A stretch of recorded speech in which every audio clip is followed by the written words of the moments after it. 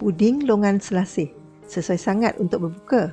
Caranya, atur buah longan dalam acuan, longan segar boleh atau dalam tin pun okey. Siap atur, ketepikan. Dalam periuk, campurkan air, serbuk agar-agar, gula dan esen pandan. Kacau dan masak hingga mendidih. Tutup api. Sendukkan agar-agar dan tuang sedikit demi sedikit ke dalam acuan. Tuang hingga paras setengah buah longan atau sukatannya dalam 200 ml.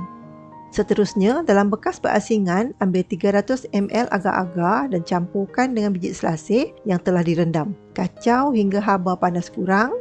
Ini adalah tips supaya biji selasih akan terapung di lapisan jenih. Lapisan longan dah pejal, cucuk-cucuk sikit guna garfu dan tuang agar-agar selasih. Kemudian, biarkan hingga pejal. Lebihan agar-agar, panaskan semula, campurkan dengan santan pekat dan garam, kacau rata. Bila dah panas beruap, tutup api. Ambil separuh dan tuang ke dalam acuan. Tuang ketika masih panas ya, supaya dua lapisan akan melekat sempurna. Sisihkan. Lebihan yang terakhir, panaskan dan campur dengan imalku kelapa pandan, kacau rata dan tutup api. Terus tuang ke dalam acuan, biarkan seketika.